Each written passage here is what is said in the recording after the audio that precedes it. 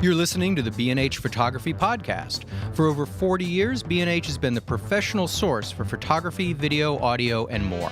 For your favorite gear, news, and reviews, visit us at bnh.com or download the B&H app to your iPhone or Android device. Now here's your host, Alan Weitz. Greetings and salutations from our state-of-the-art broadcast studios in the heart of New York, a town so nice they named it twice. Our guests today are Jordan Schatz, former director of photography at New York Magazine, a curator, author, and professor at the School of Visual Arts, and Anne Rong, a photographer, filmmaker, and living proof that Jordan's class at SVA is worth attending. Full disclosure, I am a semi-graduate of SVA. I left about 2 weeks before the end of my final semester to go out and seek work. But more importantly, when I was a freelance shooter, Jordan gave me a slew of assignment work, including the only cover story of a city other than New York to appear on the pages and cover of New York Magazine, and that was the town of Baltimore. And we had a great time. Today's topic is from classroom to real world, how young photographers are succeeding in a new environment. And to tell us, how long has it been since you graduated, and what have you been up to? And in case you forget, I know that your work has appeared in the pages of New York Times. So tell us a little bit about yourself, and then we'll cut into our topic. Well, thanks for having me here today. I've been out of school for about 3 years now. I graduated in 2012, and right out of school, I had an artist in residency lined up in Boston, Massachusetts. I was helping run an arts organization and just curating shows and making things happen while also working my own work. And since I've moved back in 2013, it's been just constantly hustling, finding projects to do, working on my own projects, and just simply staying focused on what I want and what I need, and to continue making work that I love. So for me, it's been a very long process, and it's still a long, winding road, and I'm far from anywhere I want to be. But right now, I'm moving in a direction that I like. And so for me right now, it's working as much as I can while also making time for my own work. Now, question for you. Working as a photographer today is vastly different from back in the day when I was freelance, when you could just basically go through the trade journals, look at magazines, find out who art directed it, who is the director of photography, and actually pick up the phone and have them answer on the other side and go and sit down and show them a portfolio and talk about things. The world has changed. Photography has a whole different value. What are some of the tools that you're using to get yourself noticed? Because again, the old adage was that a professional or freelance photographer was somebody with 2 Nikons and a spouse with a full-time job and benefits. Now it's changed a lot. Now it's anybody with basically a photographic device and a Wi-Fi signal. So how do you handle that? And Jordan, feel free to jump in, because you've seen this transition big time from back then to now. So. Well, I think the biggest thing is actually a lot of stuff that I learned in Jordan's class, with Jordan teaching us about the human touch, the ability to communicate with another person and creating a connection where you meet a stranger and all of a sudden you have an elevator pitch ready and you make a friend. The friend turns out to be the photo director of some magazine or some photo editor, and all of a sudden you're in the door and you're meeting and you're having your opportunity to show your work. And nowadays, it's that opportunity that you're waiting for, and, opportunities, luck, and being prepared. So when it comes, you're ready to go. Yeah, see, even though there's so many newer, more modern technical avenues and outlets and expressions, it still boils down to whether it's most likely digital or, in some cases, film, for whatever reason. It still boils down to graduating students have to get a start, and you get a start in editorial, however diminishing that may be, and you get your start editorially, not on the phone today. I mean, people, make a call, phone. It's through email contact, and I believe in the notion, the structure, the look, and the content of an email as the Torah. It's the way to get in, and Also, the semester starts today, and I thank you for any good thing you have to say to me, and also God bless us both if I did anything of value to you. But I'm going to tell my students, I'm going to open the lecture by saying, if you want to work in this business, you'll do whatever I tell you in the next 2 sentences. It's not more complicated than that. And as Ann Rong said, it's about building relationships for a simple reason. And it's funny to look at you in the studio because I can almost use you as an example. I loved your work. That's the key thing. But I looked at you and I liked you. And I said to myself, can I sleep at night if I give this guy an assignment? And I said yes. And I even said to myself, and I use this, if I were going to, God forbid, be in a free-falling elevator, would I want to be alone with this guy or this woman? Would they say, oh my God, we're going to die, we're crashing? Or would they say, I got an idea. You hold this, you hold that. I'll stand on your shoulders. I think there's a door there. I think let's both press this knob here. Maybe we'll die, but we'll die trying. We'll die with our boots on, And you gave great evidence of that, and so do you. I'd hire you in a heartbeat. Thanks, Jordan. I also should add that one of the nice things when you have a trust, and by the way, this doesn't matter then or now. Once you get the trust of an art director or a designer or whoever it is that's hiring, once you get their trust, that's when they let you go and play. And that's one of the good things about the relationship that we had is that you gave me a script and you basically said, go play. Absolutely. And I was allowed to just open my eyes and go and wander for 2-3 days and come back with stuff that made everybody happy. Well, the deal is, and I think I told you this before, I gave you guidelines and you exceeded those guidelines on your own, which was remarkable. And that in those days we would go into a dark room and project film, 35 to 1/4, 6/7, whatever, on a projector for the boss. Right. And the boss would say, what is that? Why? And the editor would say, well, that's the blah, blah that so-and-so's right about. And then when I'd finish the presentation, I'd say, look, Alan took a couple of things on his own. Can I show them to you? And he'd say, sure. And I showed him something. He said, wow, that is gorgeous. And the editor would chime in and say, well, the author isn't really writing about that. And the editor, Ed Kozner, legendary Ed Kozner, Time, Newsweek, Esquire, New York Magazine, New York Daily News, he would say, get her to write 2 sentences. We're not having that picture, not running it. Well, thank you for joining us today. This has been a you're great. welcome. Now my ego is struck very well. Good. Thank you. Am I getting a cash or a There check? you go. Okay. Yes, gift card. Good gift card. So, okay. How has that changed now? Your students are coming in, and the challenge is still there. You still have to get the attention of whoever it is that's buying pictures. So it really hasn't changed much. And from what you're saying, it's basically about still building relationships. But the vehicles are different right now. And let's talk about that a little bit. I mean, right now, you go out and you shoot pictures for a magazine. It used to be that, or a book or something. Now we have so many other avenues. How do you approach them? And even better, how do you monetize them? Because, again, pictures, the value of photographs has gone down, unfortunately, tremendously. As much as people value photographs, they don't want to pay for them. And let's face it, go into your doctor or your dentist or your car mechanic and say, listen, I have a problem, but if you take care of it, I can get you a credit line. I'll be happy to tell people that you're really, really good, and I'll make sure that you get more patients or more people bringing your car in. See how far you get an oil change or a root canal based on that.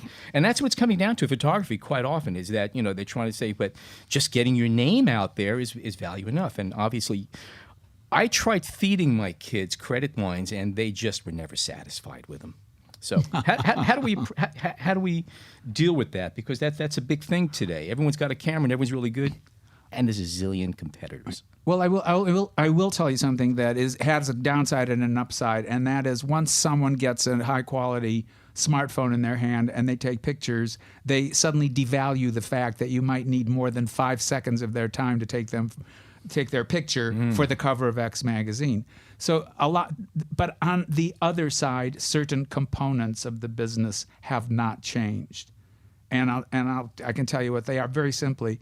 Talent is paramount. You've got to have talent. You have to have enormous talent. Luckily, at School of Visual Arts, that isn't a problem. Everyone who puts their work before me has talent. Also, I love what are you calling the name of this segment? The tentative classroom to real world, how young photographers are succeeding in a new environment. I have about 4 alternatives if you want to hear those. No, two. I love that. I think Okay. because it very much parallels when I was invited to have this class created for me. And I said to the head of the department, I said, can I name the class? And she said, yes. And I said, I'd like to call the class Making the Transition from the Classroom to the Real World. So we're right on sync There you with go. that. But certain things are set in concrete, and that is the talent is paramount, number one. Then comes the likability factor. It's a tough world out there. It's a fast world out there. People are not going to suffer people they don't like. And likability is not, oh, how good looking you are. Oh, that's a Prada shirt. It's what kind of connection do I have with this person? Can I send this person to Gracie Mansion to photograph the mayor or do a video on the mayor? It's how does this person comport themselves? And then the other thing, which is the hardest bite of reality, is the art only represents about a third of it. The second third is business. And the third is networking. And where those 3 things overlap, that's called career. That's it. That's clear. Yeah. And I'll tell you, I'm a working person too. I'm pushing my book. I'm working on the next 2 products. In my briefcase, I have my book, about 270 business cards. I have leave behind cards. You know, I'm prepared. And as Alan Wrong said, I don't know who I'm going to run into in the elevator, who might be carrying something and say, oh, look at that. That's a picture that was taken by Ansel Adams. Isn't that great? Are you into Ansel? Well, so am I. Blah, blah, blah. Let's exchange cards and talk next week. Also, I have had too much coffee, or just enough coffee. Would you like some more? Something that you said is not equal in the photography world. And you said if you go to your mechanic, that's no matter how good your deal is or how your service is, that's not going to network anyway. That's not true in the photography field. First of all, you meet the nicest people in the photography world. They want to help you. They're not out to get you. And then the second thing is that they all know each other. Mm-hmm. So if you go to talk to Kathy Ryan, the photography director of the Sunday Times New York Magazine, the Sunday Times Magazine section, you don't know if she's going to have lunch with Elizabeth Biondi, who's the visual creative director of The New Yorker, and Jody Kwan, who has my job at New York Magazine. And Kathy just might say, you know, I saw a photographer today, fantastic work, not right for me, but you should see him. It's as simple. You never know how it links up. No. One thing leads to another. Exactly. Yep. And people want to help you. No one is out to say to you, oh, yes, there's a call for photographers on 289th Street at 4 a.m. They don't do that. They're decent people and they want to help you. As you were just saying that, something came to my mind that for a couple of years I did some annual reports for Parker Hannifin, which they're into everything from food supplying to aircraft to brake pads for Boeing jets. And I got the assignment because the CEO, Mr. Parker, was a boating nut, and I did a lot of boating photography. He liked the way I photographed rowing boats, and his whole thing was, if this guy could take a great picture of a rowing boat, what could he do with a brake pad? Mm-hmm. Or a Concorde sitting on a tarmac being loaded up with, fresh provisions. And yeah, it's funny how funny little things go on like that, where you don't think of yourself as being specifically a type of photographer, and all of a sudden you're picked up for something else, totally unrelated to that. So, like you said, you run into somebody in the elevator or something, somebody sees a picture or something of that sort. It's everything's a chance, so that's how I approach it. It's very important to know who you are, what you're doing, and what you can help other people do. And yeah, one thing leads to another. You never know where you're gonna end up. Yep. Also, I kind of know this a little. I'd love to hear you say it. How did you establish and apparently cement a relationship with the New York Times? Well, 2 years ago, I was working for a photographer named Bon Duke, and as Bon's assistant and studio manager, I helped him on a lot of shoots, and him and I developed such a good relationship that at some point, he invited me to his birthday party. And at a birthday party, photographers have photographer friends, creative friends, and at the party, I met a young woman who, she started talking to me, asked me what I did. I told her I worked for Bon, and then all of a sudden she tells me, "Oh, I'm a photo editor at Real Simple. I'd love to see your work." And this is before I was even trying to pitch anything. This is before I even tried to like sell herself that I'm a good photographer or anything. She just simply said, well, you're a young photographer and you're working for my friend who is a great photographer, so you can't be half bad. So let me take a look.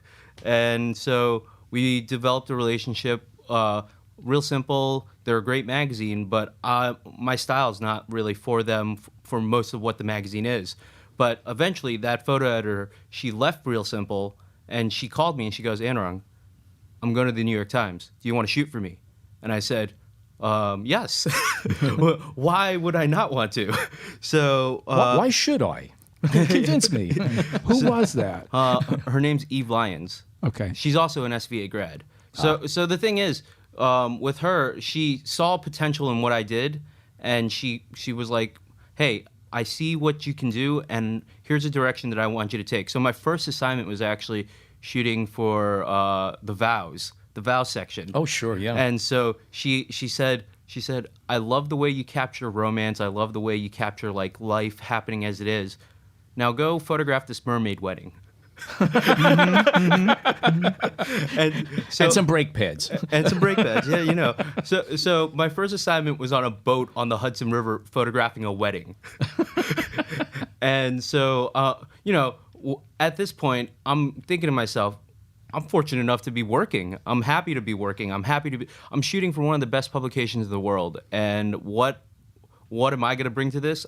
You know, I gave it my all. Every time I go out to shoot something, I give it my all because I'm not going to risk not giving my best to, you know, just because I'm not getting paid a lot or whatever. Every time somebody hires me, I give it my best to give my quality a better, you know, my quality is going to be a better understood quality where people value it more. So, you know, I did a good job and she loved it and she's like, let me get you on more stuff. So when you're given the opportunity, you got to take it and you can't mess up. That's the one thing with photography. Like Ted Williams said with baseball, you can hit 3 out of 10 times and you'd be an amazing baseball player. In regular life, you can't miss at all. You got to be a 1,000 hitter. You can't like miss at all. So every time I go out, I got to give it my all. And so when she saw me on my first assignment, she said, you did a great job. I want you to shoot more. And eventually we developed a good relationship. Further, you know, we talk and she like critiques me every now and then, lets me know what she's looking for more in my photos. And, you know, that's the other thing. You have to be able to take criticism and take it and move on with where you want to go with your work. Take it constructively. Take it constructively because, like, Yeah. I've seen a lot of young photographers, they come out and they're really defensive about their work. They're really angry that, like, somebody doesn't understand them. Ooh. Well, the thing is, if you're not being understood, you need to create a better understanding. Oof, yes. Absolutely. So yeah, you know, just started doing that, and eventually other publications started calling and like started making friends, and one thing leads to another, and you know, I'm working to a level where I'm not super comfortable, but I'm surviving. Okay. Yeah, in a way, this is both a delightful story and a disappointing story. The delightful story is, do you know whose footsteps you're following in the Vows section? Ed Keating. Yes, exactly. Ed, the great photojournalist, Ed Keating was the first man assigned to bring art and photo art to the Vows section. Right. And Right. he's legendary photographer, probably someone I admire above many other photographers. The disappointing thing is that I would like to take the credit for having brought you to the New York Times, and obviously I didn't. And you know, I'll have to spend the day dealing with that. And let me ask you a question now. Your description is a photographer and a filmmaker, and it's becoming more and more of the same thing, I believe, as far as if you're going to be a photographer these days, correct me if I'm wrong, you also really have to understand motion pictures and moving pictures and be able to shoot video, which the most basic point and shoot, and every phone shoots high-def video. How integral is that to what you're doing right now? And do you think it's going to be, you know, eclipsing your still work? I think for me, I've always been interested in film and making videos. So it's sort of something that I've been doing side by side since I first started photography. Is that the norm for most people in your bracket right now? People who No. your contemporaries? Well, amongst my contemporaries, I have a lot of friends who are like, oh man, video, this is like the biggest mountain I'm ever going to have to climb. and I've already embraced it before I even started shooting photography. Actually, I started shooting video first, and so when I started doing it, for me, my work has, I would say, like a cinematic feel to it. I try to tell a story all within one picture and use what I have in the picture to kind of move along the story. But that's how I see. So when I shoot, I use that as my starting point of creating a picture and creating a story. And so a lot of my peers have trouble with it because a lot of them don't understand more than just what a picture is. And a moving picture is way more complicated than a regular picture. Like, I have the biggest admiration for a lot of my friends who are documentary filmmakers. I would never be able to do that. Because documentary filmmakers, you have to have a lot of patience. I can say, I'm a documentary photographer here and there, but as a documentary photographer, I have chances to take a break and really get to know my subject and like have ability to just blend in. But as a documentary filmmaker, you're sitting there the whole time with the camera on, just waiting for something to happen. So for me, most of my film work is actually narrative film, and I write scripts and I create stories based on things that I experience and things that I see in the real world. So it's this thing where you kind of have to find your way into it or kind of understand how to do it, because it's more demanding now. If you can sell yourself as a photographer and a filmmaker, where a magazine will hire you and say, oh, we want you to shoot a portrait of so-and-so, but can you also do a moving video portrait of them that we can use for the web? See, before it was just publications, right, Jordan? Yeah. And now we're hitting this point where we need content for both publication and web. And if you can't deliver both, you're not the best bang for the buck. Yeah, you're not of that value to us. Well, if you'll notice, just from what I know, New York Magazine, from its most powerful days when you were shooting for it and I was running the photo department, was 50 issues a year. That was it. Now it's 26 issues a year, but they have a larger follower online than they do for print. And I don't know how long print is going to last. I don't know how long the New York Times is going to last in daily print. I suspect I have my own theory on how many issues they're going to do a week. And also, if you look at cover credits, which I've done since I was 5 years old, you see a Time magazine cover credit, and it says "from a video by cover shot by so and so from a video." So you know that that picture. Then there's going to be an extended version of it on video. But I still contend that the technique of getting attention stays the same. You have to. Yeah, I agree with you on that one. I don't see how it would change. One question: you were talking about, we used to be for magazines only. Now it's all over. What strategies are you using? What techniques are you using? Where are you getting your pictures at? How are you perpetuating what you're doing? For me, we have so many tools nowadays. Everybody thinks that, whenever you democratize something, it's available to the masses. And that's the good news and the bad news. It's the good news and bad news, but how do you stand out above the crowd? My question, yes. So now, there's Instagram, there's Twitter, there's Facebook, there's all these social media platforms that you can use to just elevate yourself amongst the crowd. I myself don't have a huge Instagram following, but I think with the proper followers, so a few photo editors follow you, all of a sudden you're on their radar every day, on their feed, just checking, seeing what you're shooting, seeing what you're doing. And I create a really decent promo that I just give out whenever I meet someone, or I just send out. What's the format of that? What are you giving them? So here's the thing. Everybody is living in this digital world where you see things on a screen. Now, at the end of the day, when a magazine editor is looking for you, they're looking for your photo and how it would look on print, right? So my promo, I made a newsprint zine where I can hand it out with my photos on it, laid out in a way where it looks like an actual publication, so that I'm helping you visualize what my photos would look like on publication already. So I'm taking you halfway there. I'm already helping you understand further what my pictures would do for you. So it's more of a helping guide along, because at the end of the day, all these editors are extremely busy. I've worked as a photo editor in a few magazines, and I understand that at the end of the day, you don't have time to look at somebody's website extensively if you are busy working on this story, working on that story. You want somebody to help you help them. That's the likability factor, is to walk into some place and express and give evidence of the fact that you can solve their problems. People will like you. Editors will like you. Photography directors will like you.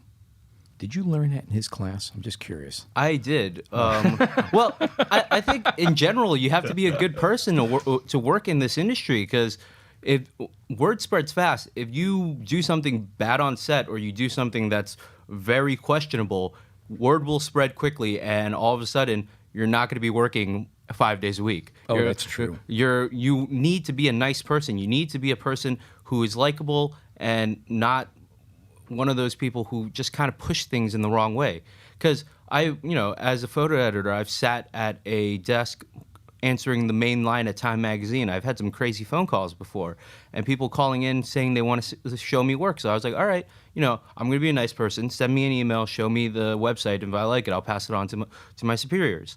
And I'm getting these emails. I'm getting them. I'm looking at the website. Most of them they haven't thought it through yet. The work isn't developed, the work isn't smart enough, or, rarely I'll get something that's good.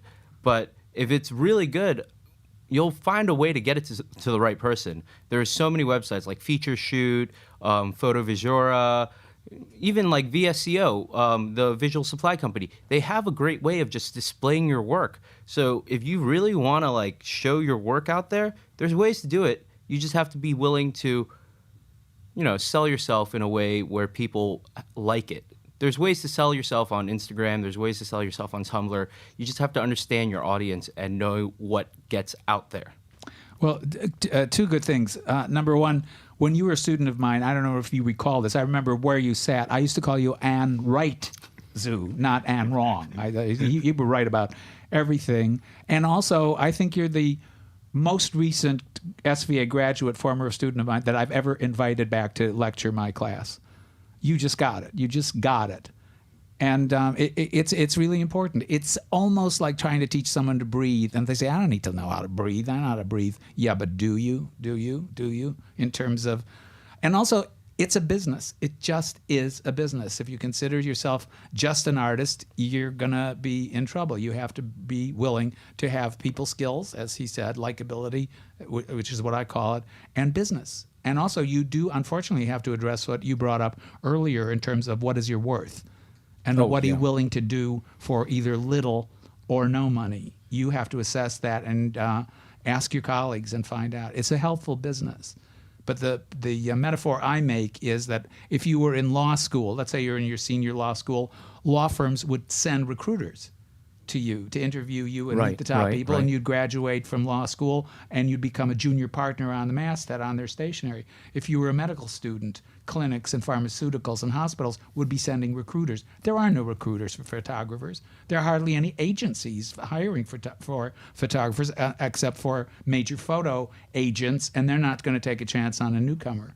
So a newcomer, the Dorothy and the Wizard of Oz follow the yellow brick road?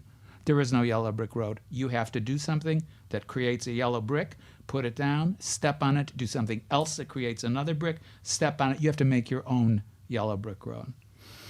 Funny story, actually. When I was in Jordan's class, I got one of my first assignments for a magazine, actually, Fast Company. Yes, I remember. So Jordan, as part of his class, he invites us to go. Well, he gets us invited to certain publications that he has good connections with or good friends at.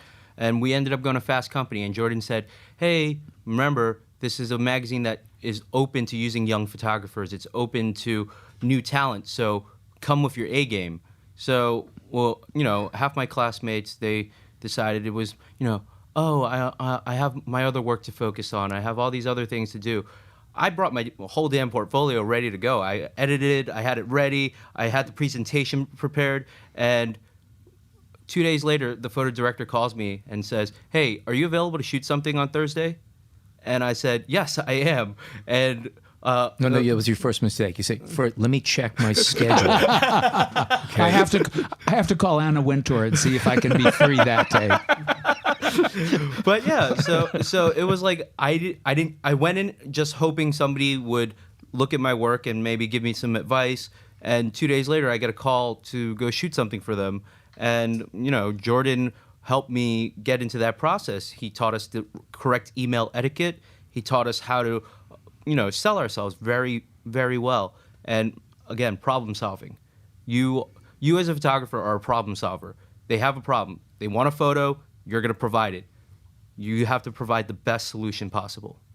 Well, it was kind of like our relationship. I knew that whatever I asked you to do, I was giving you the bare bones. This will get the job done. You then went and fleshed it out and dimensionalized it more. I did not tell you to rent a glider plane and photograph someone else in another glider plane from your glider plane to give evidence of the beautiful area that you were photographing, this wonderful travel story. Specifically that was the Hudson your idea. Valley for a The weekend Hudson getaway. Valley, It weekend was getaway. weekend getaway, yeah. Exactly. Yep. That was your idea. I was smart enough to know that you were smart enough to carry it way beyond my vision. I'd do anything to get a free airplane plane. Oh, right, That's really, exactly, come on. right, It was strictly for that. Right. One last question here, one more final question. We're talking about the business end of everything else, and business comes down to money. And how do you value photographs these days? Because pictures are free. So here you are, you're out there working, and I'm opening up to both of you. Okay. You mentioned talking to your community, be with other people who are in the same thing and talk. And theoretically, people will be honest with you and say what they're getting from different people and what they expect to get for different assignments. What are there any other avenues to seek guidelines, to see starting points, to seek roughly where everyone is? I know it used to be ASMP had their suggestions, of course. So where do you go today? If you're just starting out and you have people who are hiring you or want to buy your photographs, where are some good starting points to establish a basic fee for a job or an image or whatever the case may be? I believe, and I stress, and I'm going to start laying it out. The reason we went to Fast Company when in Anrong's class was I look at their work. I don't criticize anyone. I don't believe in photo criticism. But I get a consensus of what do they want. Are most of these people doing portraiture? Are most of these people doing fashion? Are they doing reportage? Are they doing infrared in Central Park at night? And then I try and take them places where I know people or have contacts for them to get work. And I just forgot the train of thought where I was going with this. Oh, we're talking about establishing rates. Editorial. You started it because editorial has fixed rates. They pay a daily rate. They pay a per picture rate or a day rate or per page rate. So you don't have to kind of Now, second is there guess. a place where if somebody's tuning in and they're just starting in, is there a place where they can go online to see what these basic, are there any guidelines printed or available No, anywhere? you have to ask. You have to ask, okay. Well, there is a website. Oh, yeah? Ah. Oh, good. You learn from your students. It's called Who Pays Photographers. It was started by a photographer who was getting confused because there were so many different varying prices. So he created this list of what each publication pays, their day rate, and they'll break it down for you so you know what exactly your day rate should be. Now, the thing is with these day rates, it varies also because, to get a day rate, you actually have to be commissioned by the publication. If they're just picking up a picture, that's the space rate. So it depends Right, correct. on how you get approached by it. And you also have to be aware of how many different usages are they expecting. Is it just going to be a one-shot deal, or is this going to be ongoing for, say, even an ad campaign or something? So that's also, you've got your basics, and then what else? And that's something you have to ask. Right. This is what we're talking about, the business aspect. You Yes. have to know. And there are three things that you want. I call them the 3 C's. You want credit for your work, cash for your work, and control of your work. Who yes. owns your images? Is it work for hire, where you take the picture, here it is, now they own it outright forever, and you can't use it, or if you're lucky, you can throw something up on your website? Or are you licensing them Big the difference. use of the Yes, picture? yes. Yeah. I ran into a photographer not long ago who had shot Jennifer Lopez for a New York Magazine cover that I did, and face-to-face in Sam Flax's doorway, he said, "You bought me a house in L.A." I said, "What are you talking about?" He said, "Resale on the Jennifer Lopez shoot. I made $350,000 because we had a license. He licensed us one-time usage for the thing." So you've got to be careful. Now, some people will try and get you to sign a contract. Condé Nast is notorious for work for hire and signing a contract. But you can just because someone puts a contract in front of you doesn't mean you have to nod and agree to sign. You can cross off certain things. That's or really initial certain important to do, things. and I think anybody who is starting out and you're listening to this, important takeaway: read the fine print. And yes, you do. There's no gun to your head. This is what they'd like you Right. to agree to, Right. but it doesn't mean that they're necessarily. You can cross things out and keep crossing out until they start balking. Right. And also, going back to something we said before, there's always going to be technological advances in photography. There was a time when someone who was shooting film in black and white, suddenly color came out, and they said, oh, color? I don't know. I guess I got to learn how to shoot color. And then suddenly digital came out. And someone said, oh, I guess I got to learn to do digital. And now we've got motion.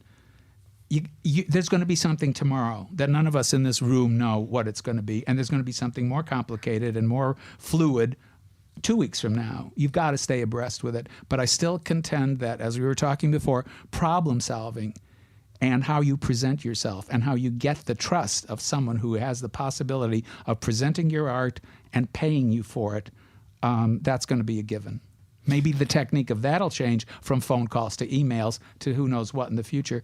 But the quality of, with your art, likability, trust, intelligence, good-naturedness, and business are the components that make a career. And if you just want to take pictures and not do any of those other things, marry rich and go out and take pictures for your fun.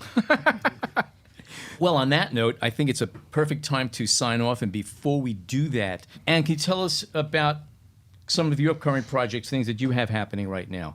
Right now, I'm working on a monthly web series called New Romantics, where I'm taking a look at modern day love through the eyes of a hopeless romantic myself. And it's a web series that comes out every month, and you can follow it on my Instagram, which is Anrizzy, ANRIZZY. And it's on my website. You can check it out. And every month, it's a 2 to 3 minute short about love and the ideas of it. So yeah, check it out. Definitely will do that. Jordan, what are you up to these days? Well, I have I've done 3 photo-driven books, but I'm particularly most pleased with this one, and it's called Eating Delancey, A Celebration of Jewish Food. And I did it with a photographer that I had hired in 1978 as an assistant, who was leaving a photographer that I had hired. But like I say, if this world is populated by good people, I like to think I'm one of them, and that my co-author on the book, Aaron Resney, is certainly a good person. And it's a 234-page cocktail table book with Aaron's gorgeous photographs of the classic Ashkenazi food dishes, chopped liver, gefilte fish, and 70 essays by famous people. Joan Rivers did the introduction, and there's Itzhak Perlman, Bette Midler, Jackie Mason, Don Rickles, all weighing in about their childhood experiences. I've seen the book, and it's visually it's wonderful, and the essays are terrific, and it's definitely a worthwhile book. Oh, pshaw.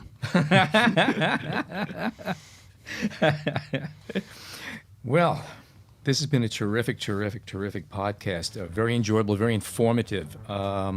Many thanks to Jordan Schaps and Ron, and many thanks to our producer, John Harris, our engineer, Jason Tables. My name is Alan Weitz. For more photo news and reviews, check bh.com/explorer. Follow us on Twitter at bhphotovideo and email your questions to podcast@bhphoto.com. Thank you very much for tuning in today.